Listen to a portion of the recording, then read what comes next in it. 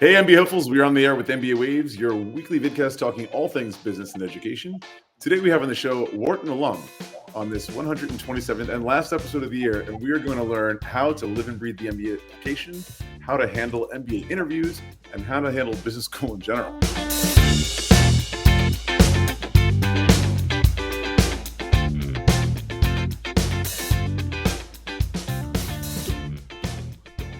I'm your host, Eric Lucrezia, today, joined by my co-host, Bara Sapir and Krithika. How you doing, guys? Great. Good to see you. You too. And today, of course, we are joined by Patrick Prömmel. How you doing, Patrick? Hey, everyone. Thanks for having me. Appreciate it. Excited to be on. Yeah. So real quick backstory. I discovered Patrick a month or two ago, surfing around YouTube, and stumbled upon a video that he made. He's actually not only a Wharton alumni, working, he's going to tell us about his job in a moment because I forget, and he's also a burgeoning YouTuber, let's say, and he put together a really cool video about how he, quote unquote, failed the Harvard alum, but in the end he got into Wharton. I thought it was a really interesting topic to talk about today on MBA Waves. So Patrick, tell us briefly what happened the first time you applied, and when you got that HBS ding. So yeah, I applied to a bunch of business schools a few years. It's been a little bit of time now, but applied to a bunch of business schools all at the same time. I didn't want to do multiple rounds. I didn't want to do multiple years. It was I was like, I'm going to business school now. That's what, right? It's happening. Yeah. And Harvard, Wharton were on that list, and I got interviews everywhere. Right. I had a pretty solid application, I think. And so it was a very busy whirlwind of a time, because obviously you're working at the same time, interviewing 6 different places. I applied to 6 different schools, so interviewing at 6 different places. It was very, very chaotic, right? And it's a lot. Yeah, it's a lot. But in the end, right, I think it was worth it, because then I did all round one. I could enjoy my Christmas and New Year's while I just kind of waited for decisions to kind of come in. But how much did you really enjoy Christmas, stressing over if you were admitted or not?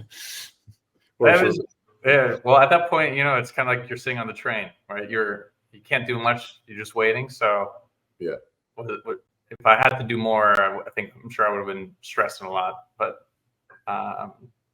in the end, I ended up at Wharton and Lauder, the double degree program. And couldn't have been happier. That was the dream program from the start, and I'm where I am today now because of it. So fantastic. And where is that? Because sorry, Bara, I didn't mean to interrupt you. Because I actually forgot where you're working right now in your introduction. Why don't you tell us what you're doing right now? Yeah, so I'm a director of technology and integrations at a home services roll-up or aggregator. There's lots of different words for it, but essentially. We acquire home services companies across the country and we integrate them together into one larger platform. And it's been growing great. It's, tripled in size since I joined. It was very much a very young startup. The company itself is just 3 years old. So I've been here like half the time. And it was from very young, very informal startup to now, developing all that kind of the HR practices of a larger organization. So have seen it grow tremendously. And obviously I learned a lot about home services and that whole industry as well. Fantastic. Well, what I was going to ask about was, and we're going to be getting into your Wharton and the whole application process and what you went through both logistically and emotionally, but I'm curious if there was any difference between applying to business school and undergrad. Like, where did you go to school undergrad, and what was that process? If you could just touch upon that. Yeah. So I went to the University of Maryland, College Park undergrad, and before I did a year at University of Maryland, Baltimore County before that. Very different experiences. In high school, I was a terrible high school student, right? Like very, very bad grades. I think I was applying to a few schools just because they had good football teams. Like, never did any research on anything, right? Was just kind of go with the flow. we'll see where life takes me, sort of thing. I went to the University of Maryland, Baltimore County, because that's where I had like family nearby. Good school, but nothing crazy, kind of a commuter school. Did enjoy my time there, but I realized when I got there, I was like, I think I want to do more than this. I don't want to be and I don't want to necessarily be here forever, because you could kind of tell, right? Like everything was based around the community, but I wanted to go to different cities. I wanted to expand my career choices, etc. So I, worked hard to get good grades, transferred to University of Maryland, and then, rest of the stories from there. But yeah, for undergrad, there wasn't really an interview process. It was just an application, right? Because it was applying to these larger state schools. Because I wanted that U.S. traditional experience. I come from South America, born and raised there, so I was an international student. Yeah, no interviews, right? Just applications, sending your essays in that sense. And then for the MBA application, very different, right? You need to come in with a lot of work experience, right? There's obviously the interview process, which we can talk about. A lot more essays, a lot more like short answers, right? So a lot more professional. The whole thing I would describe as a lot more professional. Looking back now, I haven't applied to undergrad in a long time, but I believe it's a lot more professional now than it used to be as well, right? I believe there are consultants now for undergrad applications too. It's a lot more competitive, I'm sure, with how more globalized the world is now. But so I'm sure they're a lot more similar today, especially maybe with like for Ivy League schools, but at the time, very different. So the MBA applications were a brand new process for me in all senses. There were probably admissions consultants when you were applying to school, but you probably didn't know about them.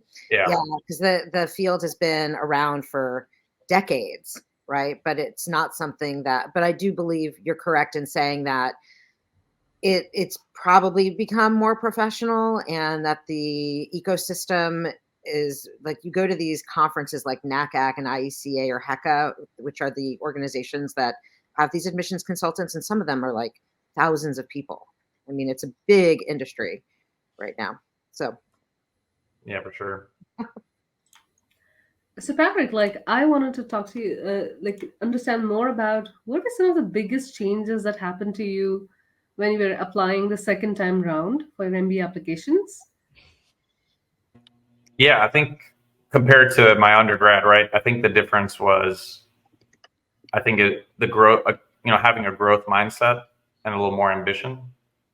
In undergrad, I was probably still, my mental front lobe and all that was probably still not fully developed.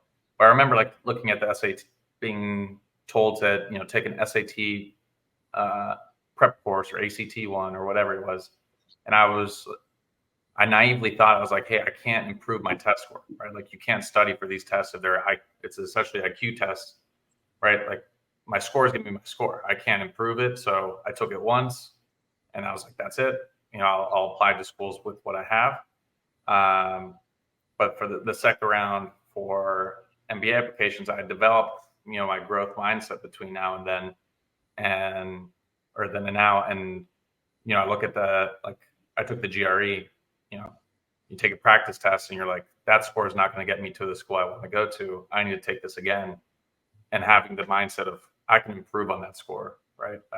So I spent a lot of time studying, practicing, et cetera, to get the scores I needed to get in. But I think that applied to every other aspect of the application as well: interviews, essays, developing the career, opportunities I needed to measure up for the schools as well. So I think the growth mindset was like the big change, which is, it's a big change, obviously, when you're applying to undergrads, you're 16, 17 years old.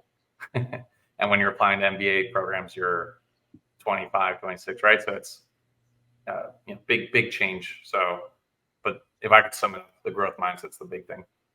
I mean, you hit the nail on the head when you said that, these IQ tests you really can't study for. But that's the difference, for the GMAT, the GRE, these are tests you can study and train for. So that's the good news. And that I think you should spend as much time as you need to get the score that you're targeting for the schools that you're targeting, right? And clearly there's a big boost in maturity from high school to applying for MBA programs. So that's a big difference as well. And it's interesting to hear the journey that you took. Also, I mean, your English is perfect. I think you might have done an American school. Is it in Bolivia? Is that where you come from?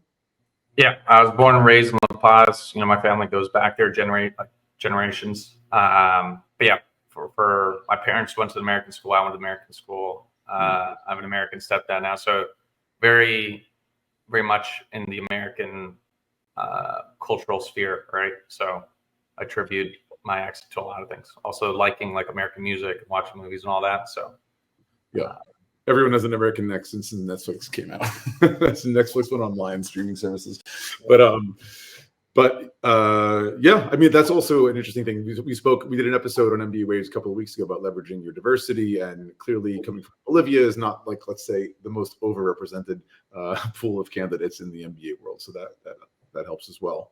I guess we can talk about diversity scholarships as well. And I think you mentioned in one of your videos that you managed to get a couple of great scholarships. That really helps, because this is an expensive investment. Yeah, no, for sure. I think the Bolivia piece definitely helps, right? I definitely don't sound international or diverse in that sense, but still most of my life spent in Bolivia, and heritage, going back generations as well. So yeah, I was very, very in the Latino and kind of minority communities in the application process, primarily MLT, Management Leaders for Tomorrow. That was very big for me. Still friends with a lot of people from the program, and for the scholarships and whatnot, I think the biggest place where that played a factor in was for Lauder program at Wharton. So you had to come in knowing a second language, being decently well traveled, or having international experiences, which I had professionally, aside from having grown up in Bolivia, but also fluent in Spanish, able to learn Portuguese pretty easily because of that, et cetera, et cetera. So I think that helped me with the story for the Lauder program more specifically also as well. For sure. You check a lot of boxes there. It's great. Neat. Can you tell us a little bit about what sort of transpired where you were living and breathing the MBA application process to going from a Harvard rejection to a Wharton acceptance? Yeah, I mean, it was a long time, right? And where all you do is kind of live and breathe the applications, right?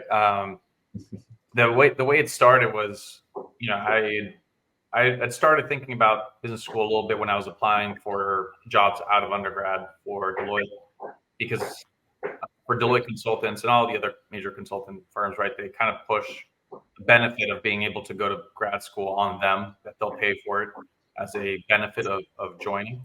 So obviously I was like, oh, that's great. I'll go try to work at Deloitte, and if I get it, eventually I could go to business school. That sounds fun. I don't really know much about it, but if they're pushing it, it's a major perk. I should definitely take advantage of it.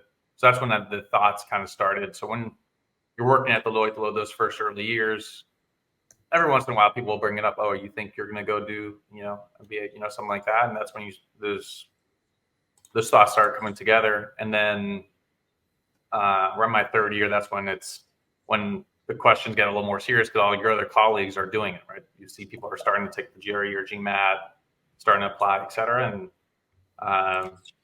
having started to think about it, I remember seeing a Wharton webinar session with the Lauder program. And they have a whole, leadership development travel things. They have pictures up of people going to Antarctica and doing a leadership trek. And I was like, that's amazing. I was like, even if I don't care about the professional opportunities, right? That'd be an amazing experience. I want to go do that. And I had a friend from Bolivia who had just graduated from Lauder at the time. So speaking, and she had worked at BCG. She went to Harvard undergrad. So I always looked at her as the smartest person I knew, so I was like, oh, if she's doing that, I should definitely do that as well. So that's what set me on the route to apply for the applications, right? And that's when you start researching everything. You start going on websites like Post and Quants, watching YouTube videos, talking to people about it, and slowly you start to get consumed a little bit by the process if you're taking it seriously, right? And obviously through that experience or through that process, you definitely start thinking about Harvard, right? It's like so even though it wasn't what I originally thought about or what like got me interested in applying to programs, because of the world of the MBA programs, Harvard is the name is just, it is what it is, right? You want to put your name in the hat, right? So that's how I started kind of getting interested in that. And so I like to think I was like sort of not consumed, but you start thinking of, okay, if I'm going to go for Harvard, let's actually try. Let's go all in, right? Let me put in as many names in the hat as I can to increase my odds. Especially since it's the first application. I believe when I did it, that was the first deadline that hit. So when you start thinking about that, you're like, okay, this is the first school I have to work on, and it's the first one's the hardest one you'd work on, especially the Harvard application. So it consumes you while you kind of work on it, and then afterwards, the rest of the applications kind of, by the sixth application I did, I can't remember which one in what order I did it, but it was all kind of just like clicking. It wasn't as hard.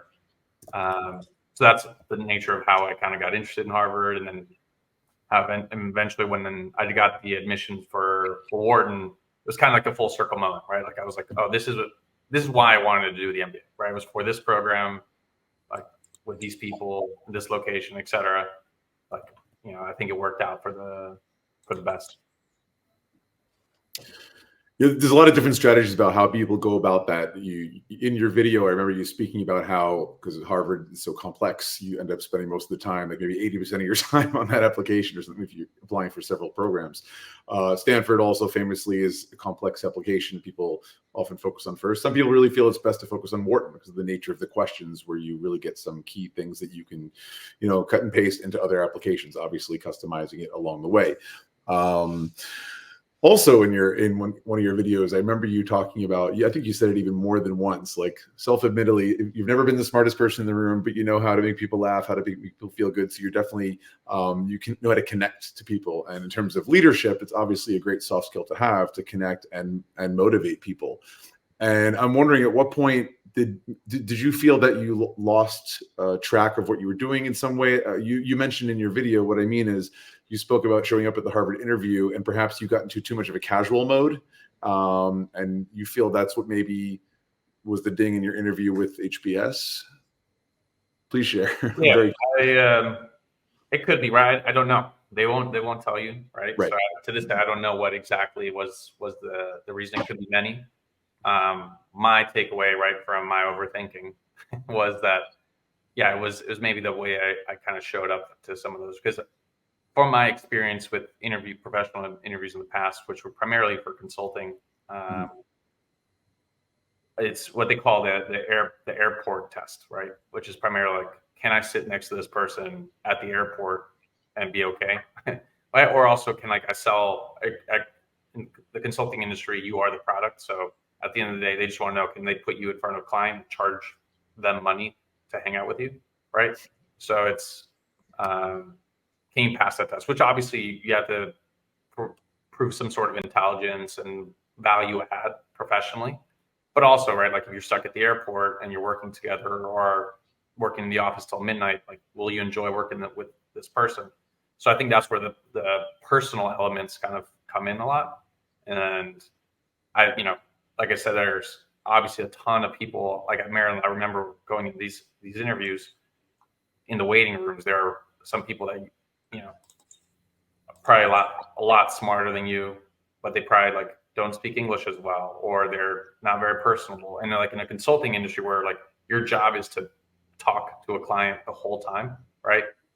That can be very different from maybe a coding job or some back office job where you're not have to communicate with the client as much. But anyways, I took that approach maybe to the interviews for the MBA program as well, right? I believe that most of the the professional aspects of the application were taken in essays and the GRE scores, right? Like, hey, I'm intelligent, I got a good score, you see my professional background, now is the time to maybe show a little bit more personality. Especially with the hard one, I remember it being kind of intense, right? Everyone's very nervous when they're sitting in the room. Everyone's kind of waiting to be called on, right, one by one for their interview. You're all kind of chit chat, small talking, but like I almost felt like no one really cared, right? Because it's like you're small talking, but in their heads they're just like, I have 10 minutes before my interview, right? Like, so I kind of I probably went too far on the other end where I was like trying to make everybody laugh or like make light of the situation, almost like, be friendly with everybody, which was helpful. I made some, connections off from just those couple hours we're there on campus together. But you go into the interview and instead of being ready to push hey, I'm professional, I'm ready to provide, like, to be a part of the classroom experience, especially the case method where everyone you have to talk very succinctly and quickly in class, right? I probably wasn't the best at that.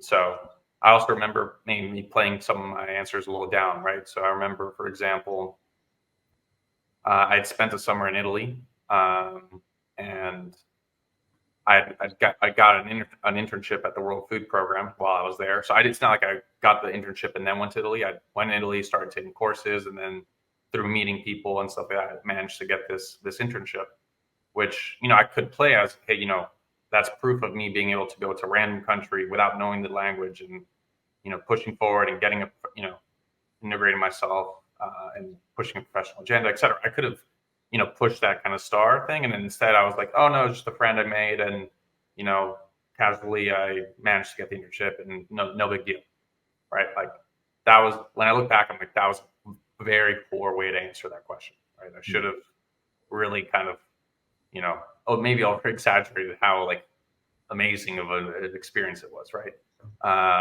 So just examples like that. I did that like 1 or 2 times, other than that Italy example. So give me 3 strikes on that. Ma parli italiano adesso, no? Well, No, I love that image you painted of like the waiting area to be called in. It made me think of like a maternity lounge and all the dads are waiting to congratulations. But that said, with this kind of intro of the interview, I just wanted to ask you, what role do you feel the interview plays in the application process, I should say? So it's funny because when we talk about the Wharton one, right, or at the time when I applied, maybe it's changed a little bit since then, you'd probably be more familiar. But it was, it's the team exercise, and then it's like a 5-minute, one-on-one interview with a current student. At least from once we got in, they kind of explained that the one-on-one with the student actually doesn't matter. From Wharton's research, right? Apparently, like, the team-based interview was the best way to weed out, people from like the values that they look for, like, right fits, and that the one-on-one interviews, due to like subjectivity or whatever it was, like, statistically didn't matter. So they had added the one-on-one component because students were asking for it, right? So it's like, imagine like you'd go to the team-based interview and you wouldn't have a chance to kind of prove yourself, right? Like, you just do the team exercise and then all of a sudden they're like, all right, thanks for coming. And then you get an admission or decline, right? So again, this is what I heard. You guys probably maybe know more, right? But they just added that one-on-one component to appease you, to like give you the sense of mind that you got, the 5-10 minutes to give your piece, right? So when you think about it like that, it's almost like the interview process from Warren's perspective, that part doesn't matter, like that one-on-one, right? They've almost already made the decision before that piece. Other schools might be different. In my opinion, it's very tough, right? 50-50, especially now that I've been on the hiring side of the table professionally, right? There's people that interview very well, right? And then they get in the job, and then they don't live up to what they look like in the interview process.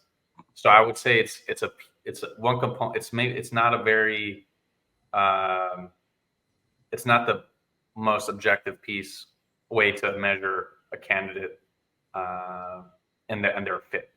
I think the bit where it's probably most applicable is the airplane test, right? You want to know, can they speak English properly? Can I hang out with them for a little bit? Can they small talk, right? At the end, if someone can't small talk for like 15, 20 minutes, like that might be a no-no, right? It's just a basic skills. But I wouldn't, if I ran like a business school, I would still have an interview for maybe that airplane test or like small culture fit, but it wouldn't be a major component, I think. But I don't know. Sorry, I don't run a school. So I'm interested. Is that what you asked for the Wharton interview too?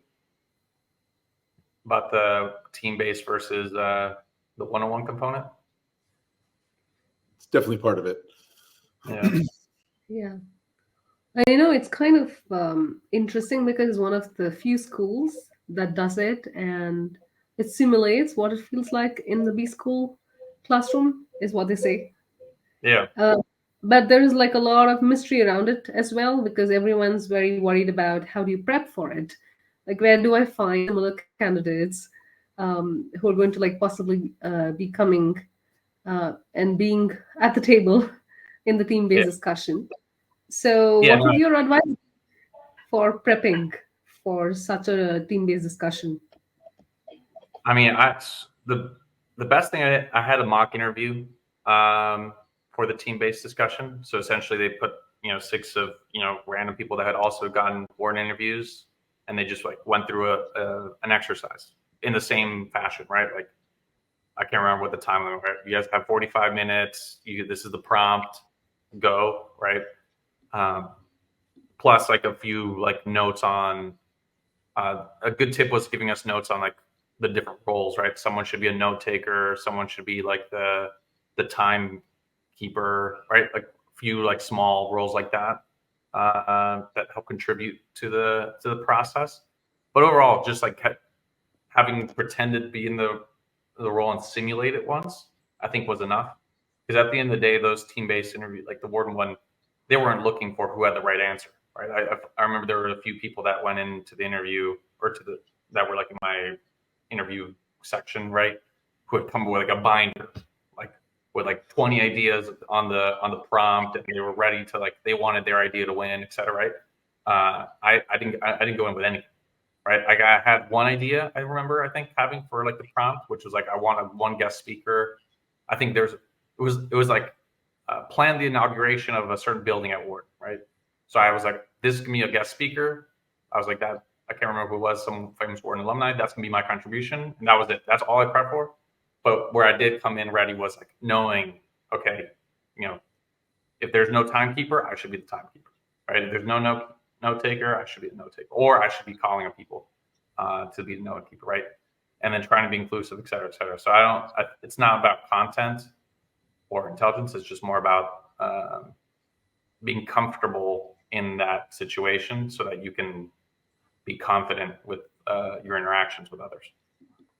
Yeah, seems like a mini leadership drill. Yeah, no, exactly. And then that's what, I think with interviews, right, from professional experience, like having them prove that they can do the job, right, if you will, with like a case study or provide, like, what would you solve in this situation? That's like a great way to do it. So I think, with Wharton, they want to simulate, like you're saying, this is what the classroom is going to be like. Can we see if this student can live up to that, or live in that environment consistently and confidently? Did you find, like, it's super interesting because you're talking about growth mindset, right? That you had acquired sometime between high school or college, maybe between college and your work. Like at some point you acquired growth mindset, which is totally a teachable thing. But what would you say you learned about yourself specifically in the interview process? Like you were talking about, in retrospect, maybe you should have drummed yourself up more, but obviously you also need to be somewhat humble, right? Because you can't go overboard and talk about how amazing you are and what you've done has been. So what did you learn about even right after and then just over time from the interview process?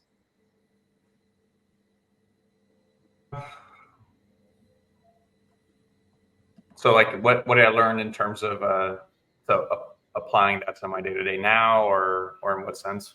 I think it's probably a really big takeaway that you learned that you probably could drum up yourself a little bit more, right? Like that's probably because you don't want to push, you don't want to plateau yourself so much that people aren't super impressed, but at the same time, you probably were trying to compensate and not drum yourself up so much, right? So are there any other takeaways that you feel that you got from the process? In any arena. Yeah. Open. I think that was the big one. That was the biggest one. But again, with no feedback, no one told me this, right? Right. The interviewers didn't say, "Hey, this is where you messed up," or whatever it was. The other one I learned, kind of in retrospect as well, is that the interviews are a good opportunity to make connection or a friend, right? It's the MBA applications are very formal, right? It's like you're sitting down with this person at this time, right? Like you're going to talk. They have maybe a couple questions. You have your STAR framework for how you want to answer them, and you're just trying to impress them and check a box, right? And then you don't talk to them ever again. Like I haven't talked to my interviewers since, right? Now, with my experiences as having been a student, now an alumni, et cetera, I would have looked at those as an opportunity to make like a personal and professional connection, right?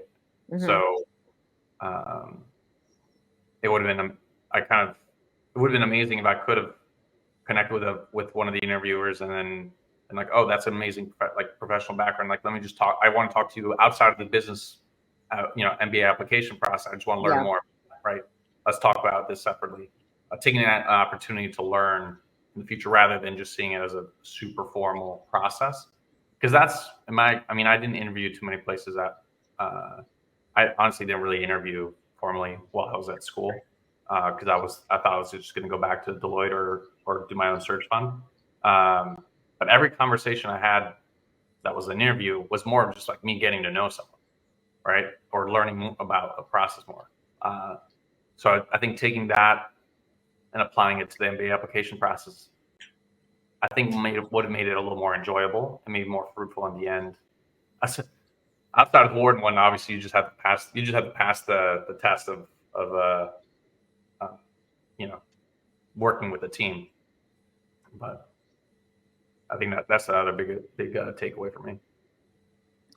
Yeah, it was also really interesting in your YouTube video where, and even with what you were talking about previously of the casual, right? We want to, in a high stakes situation, I wonder if being casual and trying to make it more conversational and being that airplane companion and not kind of the formality, right? So it sounds like that was also a really interesting learning experience, even if you don't know if that's why you were dinged, right? Yeah, and it's funny because then I kind of went the opposite direction now with my first job out of school, because I kind of went full professional.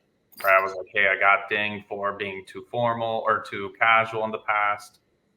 Let me go back to being pretty formal, right? And make sure that people know I'm smart and all that stuff, right? And I think like seeing more other people that are, that I've met now and learning from them, the most effective people at work, at least I'm sure it's across industries, but especially where I'm at right now, they bridge that personal and professional very, very well. And like looking back, I'm like, oh wow, I missed the opportunity of maybe putting a little more of my personality out there, because I kind of, so now it's everything's about balance, right? So, for the business applications, I went to casual at the beginning of this job. I still have the job. I think I'm doing great. So it's not that that's at risk or anything like that. But I think I could have done a lot more quickly if I bridged that personal side a little more. I mean, it's a journey. It's like Goldilocks and the Three Bears. You start off too cold, then too hot, and then just right. So, it's part of the process. And failures are how we learn and how we progress. But all this talk about interpersonal skills, makes me think about people in general. And when I'm speaking with my clients or just in workshops or at events at MBA fairs and so forth, I often find myself talking about it so much about the people. Like most MBA programs offer the same nuts and bolts. You're going to walk away with understanding finance and economics and marketing and management and all that kind of stuff. But the way they deliver it is part of it. Like, what is the culture at that campus? And I'll often give the example of Paris, where I live, where there are several in the Paris area top MBA programs, and yet they're in the same city, the same country, where they speak the same language, and yet they're also different culturally from each other. And a really good way to get to know the school, the program, what it's going to be like. Do you fit in there? Is this your tribe? All of which I think plays into your happiness and ultimately success. Is to talk to people, talk to alumni, talk to current students. And so I wanted to ask you, what was your journey in terms of that, in terms of like the research process? Did you leverage the alumni, current students in terms of preparing the app and the interview? Yeah, no, I talked to a ton of people. Through the Deloitte program, obviously there's a lot of consultants that come back. So Sure. People that were my superiors who had gone to business school and come back, I was able to talk to a lot of them. Through the MLT program, they're putting you in contact with a lot of alumni. Through other personal connections of people that did something, right? So you reach out to them or you ask a friend to introduce you. So I mean, for each school, I easily talked to 10 people, 10 current students or alumni, right? Easily. Minimum 3 alum, minimum 3 current students. You've done 10. I went overboard, right? And I think that's where I was. That's just right for me. I think that's where I was saying, I was like, yeah, living and breathing, right? Because almost every conversation I had was about the MBA or was with an MBA, right? Like, so that's where I think I was like kind of living and breathing things. And then, I think I did get a good perspective for each school. All subjective, right? Like I couldn't make a call on which one's better or worse for everybody or whatever other factors, but subjective, just gut feelings, right? You'd be like, oh, I like these people, right? Everyone I've talked to here has been awesome. I'm going to enjoy that. Or I don't know, the conversations haven't been that great. They always felt a little forced. And obviously the personal, it's kind of tough because each person brings their own personality and they're not representative. Just like I'm not representative of every board person, right? Or a lot of person.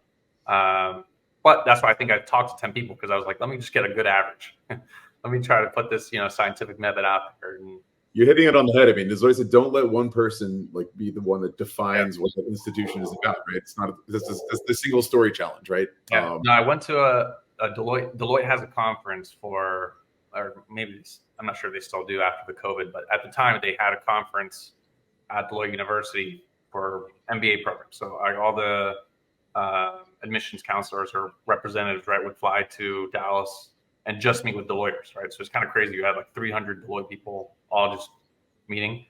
And I hated the MBA, the warden. The warden, representative, I can't remember what her role was. She was awful, at least with me personally. I was like, I can't stand her. Like, of all the people I've met, right, I was like, she's left the worst impression. And so I kind of left with a bad taste in my mouth. I was like, hey, maybe warden kind of sucks. I don't want to go. Maybe that's not where I want to be. But to your point, I talked to 10 other people and I was like, oh, no. Good thing. One bad apple, right? And again, I don't. She's having a bad day too, sometimes. No, exactly, right? Like maybe she had just they learning now, right? They travel a ton. I'm sure she probably woke up at 3 a.m. that day to fly to be there. So difficult, but yeah. So that's where I think talking to a lot of people help. You mentioned MLT at MBA Waves. We know and love them. We've had them on the show a month or so ago, 2 months ago. Interesting that because you benefited as a Latino, but you applied as an international student. So I didn't know that they could help people from Bolivia. So I have a green card. So I'm a permanent resident. So yeah, I think other international students can apply because you need to be a citizen or a permanent resident. You worked it. It's good. I threaded the needle. It's kind of crazy. Yeah. You also mentioned a lot of people coming back to Deloitte. Do you find that most people at Deloitte, after doing their MBA, come back to Deloitte or go on somewhere else? It depends. I think a lot of people try not to go back, not because they don't want to, but that's what the MBA is for, right? It's an opportunity for you to branch yourself out there, try something new, try new internships, etc. And then a lot of people, maybe go test something out, test the waters, and then they don't like it as much, right? And then they go back, or they don't find an offer that's as financially rewarding, right? Especially if you're sponsored, right? To go back to. I had all intents and purposes to go back.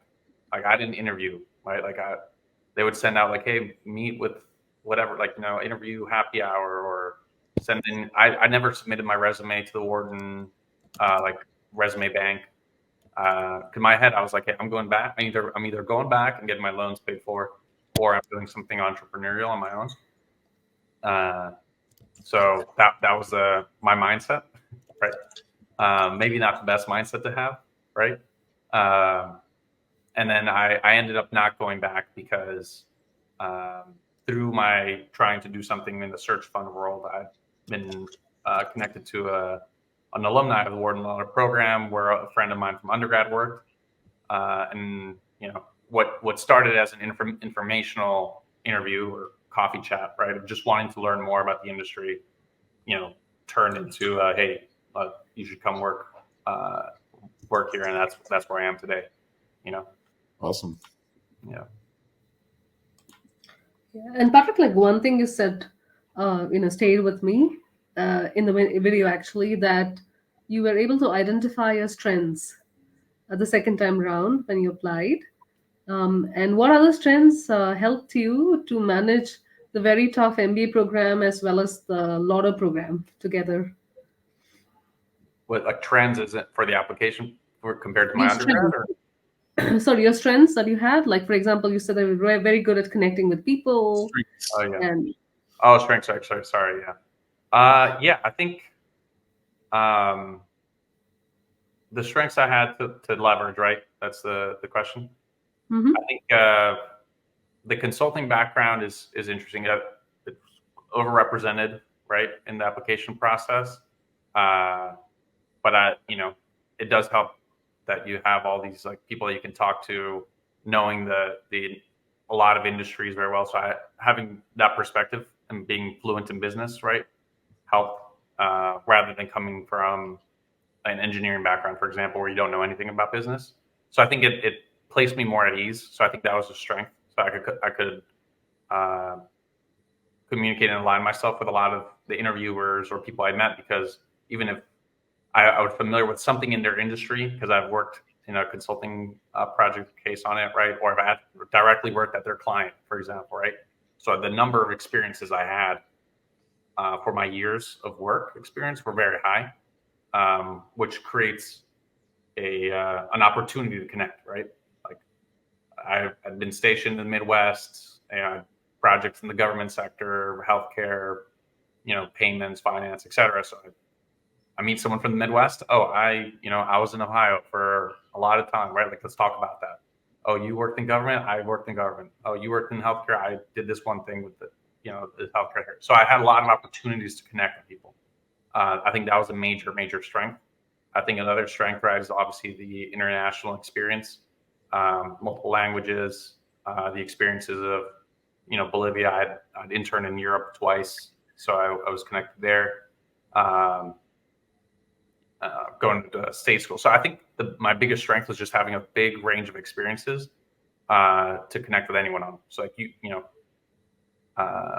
lots of opportunities to connect and show that kind of personal side, and then the professional side, just with the natural. I'd worked at Deloitte, so it was pretty good job in general.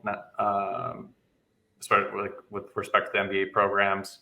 I had a nonprofit that I started in Bolivia, which I think is a good kind of professional background thing to have, as extracurricular, right, of sorts, right, rather than saying I volunteered at a dog shelter for 3 days before I applied, right. to the MBA program. I had like 10 years of volunteerism, or I don't know if the right word is, right, but community service, but also leadership. You know, if you started, leadership. So I had a good profile in that sense. So I Yeah. think between those three things, that laid a pretty good foundation. And then my test score was right on the Wharton average. So I don't think it dinged me, or I didn't think it helped me anyway, right? I think it just it removed that as a factor of the conversation, right? And how did you balance the dual program? Oh, and the dual program, it's a lot.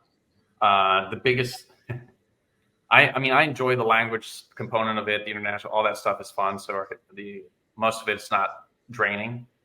The one thing about the double degree program was it's an arts degree, or it's a Bachelor of Arts in the schools of arts and sciences. So it's very different culturally from business school, right? Like business school they know that you come in with a lot of work experience. They know that you're there to network, right? A lot of the schools like don't publish your grades, right? Like very different culture. School of Arts and Sciences, at least at Wharton, right? But I'm sure this is from my experience also with other places. It's a lot more like undergrad, very strict on grades, right? Very strict reading, lots of writing, right? And so, like at Wharton, it was like, hey, please like send me 4 bullets on this, or like your assignment is to consolidate this 10-page, paper into a 1-page memo, etc. School of Arts and Science is very different. Write a 25-page essay on whatever, right? So it's just the mind shift of like having to conform to that, and also like working with, I think, professors or administration that think you're an undergrad at the end of the day, honestly, right? Where it's like, hey, listen, like I've worked for multiple years, I'm never going to write a 30-page essay, right? Like and that's part of me not wanting to participate in that sense. So that was the hard part. Like if the double degree program was within Wharton, like let's say it was a finance and marketing degree, I think it'd be a lot easier. But having to conform to 2 different schools, cultures, and objectives within the programs is hard. Kind of switching mindsets a lot. I can imagine. So it's definitely intriguing, the world that we live in now, that we meet people online that we have like the fact that Eric found you on YouTube, and he's been talking about you for a few months now. We're really excited to have you. And I'm curious what other feedback and response you've gotten from your YouTube channel / videos. Yeah, so far I'm not big enough to get any hate. I don't have haters yet, which is good for now. You don't right? do well when you get any haters. Yeah, it doesn't matter. if I get bigger, then that's when I start getting the haters. So I luckily have not gotten a negative comment since, right? So I think in that sense, it's been all positive. Most like I get comments on the videos, which are, all very positive, or people that want to learn more, etc.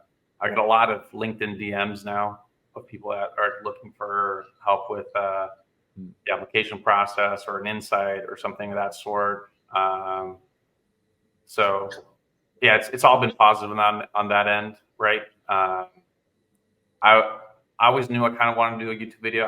I wanted to be a film director when I was an undergrad. When I was not doing the SAT, I was doing like a film I didn't really think about it too much, but I was creating kind of like a film portfolio to apply to film schools. All of them rejected me because I wasn't that good. So I always knew I like to be a create videos in that sense. So it was kind of a personal calling. I think right where I was like, where can I provide value if I'm making a YouTube video? I was like, I'm not going to make a prank video. I'll make I'll just share my experiences, right? So all positive. I'm not like consulting or anything of that sort. So there are some times where I'm like, hey, I'll share a couple tips with you. I'm not going to review your essay 20 times. Like I think there's a whole industry for that, right? I'll point them in other people's direction. But I'm glad to kind of share my experiences and help other people who maybe were in my shoes, people are in my shoes, right? Like someone reached out, hey, I have a bad undergrad GPA, right? Or something like that. Like, what can I do, right? So I think that's the motivation and the experience so far. So often we only hear about the successes. We don't hear about the tears, and we don't hear about the rejections, and we don't hear people who are very vulnerable and open to say, look, I didn't get it in the first attempt, right? So you putting it out there makes it so much easier for people to see what goes behind the scenes. Because the majority of people who get into a Harvard, Stanford, Wharton, a lot of applicants don't realize that it can be multiple years, multiple rounds. Yeah. So No, doing a great service there. There are people I met at school, right, who it was their second time applying, which in my head, I'm like, dang, like that's a lot of commitment, right, to the specific school, right? Because you get rejected, you have to wait a year, right?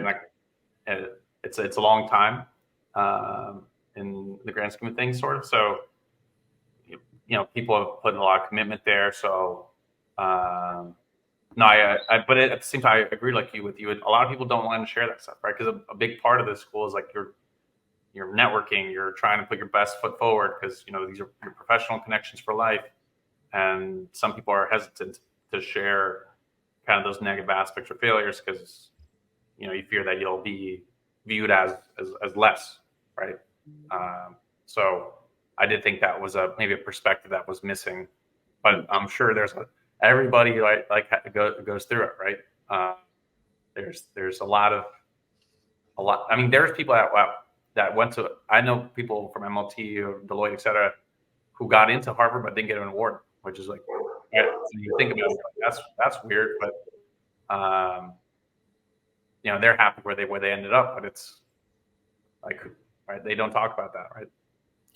Well, Patrick, you didn't make it as a Pedro Almodovar, but maybe you'll be the next Mike Bloomberg, or maybe you have a future in admissions consulting as well. And speaking of that, another one of your other videos on YouTube I saw that was really interesting to watch. You said like one of the best kept secrets is that so many people use admissions consultants, particularly in top 10 schools like Harvard, Wharton, Stanford. You said something like upwards of 40% of people you've talked to use admissions consultants, and yet it's like taboo to talk about still.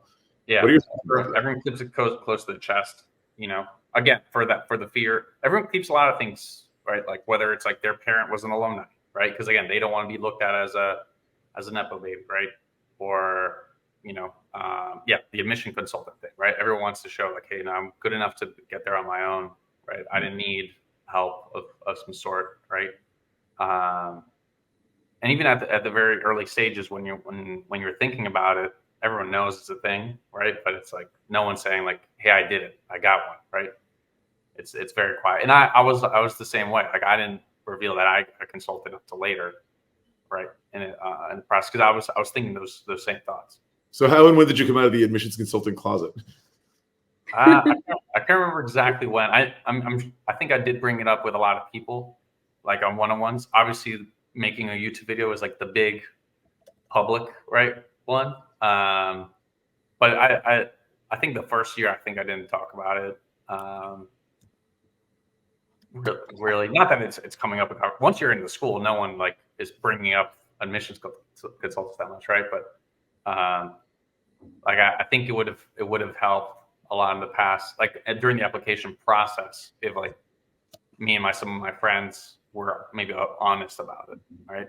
If I would say, hey, like I got one, I'm sure a couple of my friends would have been like, oh wow, I did as well, and then we both could have like connected on that or shared tips on that rather than like kind of playing it close to the chest, right? Nice. No, it's great. I think like I don't know, the words of Brene Brown, who's like, I would say curated vulnerability is what shows your strength. Yeah, no, it's I think it's definitely something we gotta lean on.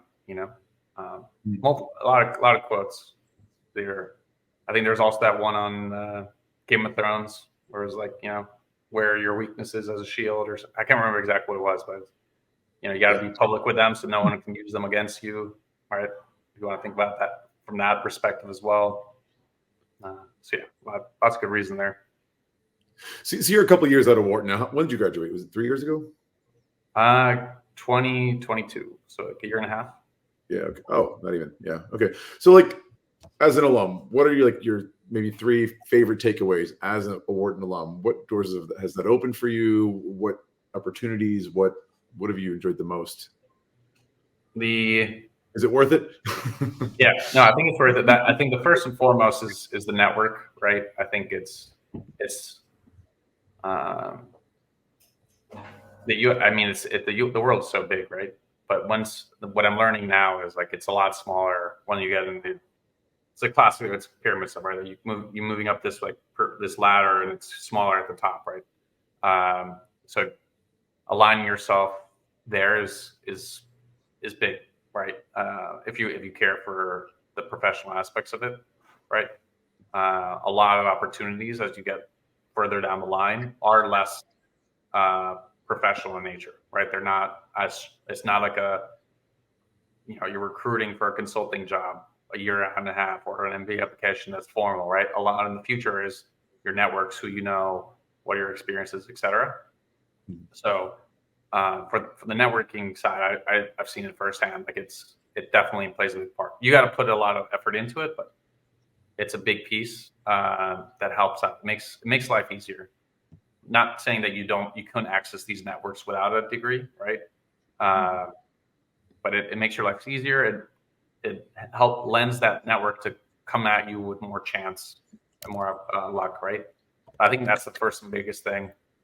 Second, I think is kind of a little more confidence, right? You walk in a room, you say you're a Wharton grad, puts a little more, gravitas behind you. Even though like we shouldn't lean, I think, on our labels, right? But we're human at the end of the day, right? We're going to look for small things to kind of help stereotype it, if you will, right? So it's like, hey, I'm a Wharton grad. Stereotype. Oh, he's smart. Even though sometimes it's like, oh, he's very smart at finance, where that's not necessarily my biggest strength compared to someone else, right? Compared to like a banker or something, right? I think those are the 2 big ones, and obviously the third was just the personal and most important, right? Personal connection. I made friends for life there, right? Like 2 of the best years of my life from the people I've met. Even if it lends itself to no professional benefit whatsoever, right? They're just people that I know, I enjoy. They're just spending time with them. I'd like them at my wedding. I'd like to hang out with them. Whatever it is, I went to London with my fiance for a week just for vacation. We had planned it to just be just us, right? Just us, little hangout, little romantic trip. And every day we met up with someone from Wharton for dinner. Like it was, right? It was on plan. And so again, none of that was professional in nature. We weren't hanging out like, oh, let me go talk to this person because I want to, see Is about she still your fiance? What? Is she still going to marry you? Yeah. No, she enjoyed it too. She made a lot of friends there as well, right? So there are friends. But yeah, it was amazing, right? Like now I go to a different city and like I can reach out to friends to show me around or whatever. It has been amazing. Global network is great. Listen, yeah. we're about an hour in. We got to wrap it up pretty soon. But this has been great. You're talking about like some of the advantages and so on, and like the clout that it gives you. Saying I'm an Wharton alum and so forth. But there's the humility side of it too. And I've interviewed loads of alumni and what some of the greatest things they've gotten out of their programs. And 2 themes that come up a lot are empathy and humility. Nobody likes an arrogant jerk or people who mistreat other people. So yeah, I think that speaks a lot, and I think that's what you're trying to say as well, balancing that. But just while we have a last minute or 2, what advice would you give for any MBA hopefuls out there hoping to get into Wharton, Harvard, Stanford, any other top school? Yeah, say lean into it, right? Make the best of the process. I think one of the videos I kind of shared, it was a lot of life or at work, at profession, you're trying to do 80-20, right? What's the minimum amount? Like what's the 20% of effort I could put in for 80% of the results? An MBA application is not that, right? It's 100 out of 100. You want to put in 100% of the effort so you get the best result. and not necessarily like to get into the school that you want, obviously, but also to improve yourself, right? Like you're through that process, you know, I really refined my professional. I can talk about my professional experiences at Deloitte a lot better now because I wrote tons of essays on it, right? So it's made me better in that sense, right? It like all the essays of where do I want to go in life? What do I want to achieve, right? Where do I see myself 5, 10, 20 years from now, right? Like all those things, it helps refine, even though they can change, right? But fully thinking about those, making connections, right? All the people I've talked to, like I said, from these schools to learn more about them, right? It was a great opportunity just to learn more about different industries, job opportunities, career paths, et cetera. So it's just a tremendous opportunity to grow personally and professionally, even before you get into school. So I think it's like put in 100 out of 100%, you know? Love it. Guys, I think we're going to wrap it there. This has been awesome. Thank you so much, Patrick. Thank you, Bara and Krithika, as always. That's all the time we have today. Don't forget to give us a like if you enjoyed today's episode. If you like Harvard, if you like Wharton, heck, if you like Patrick, give us a like. And don't forget to subscribe to stay on top of all the upcoming episodes. For upcoming programming, look at MBAwaves.com, and see you in 2024. Bye, guys. Thank you. Bye. Happy New Year.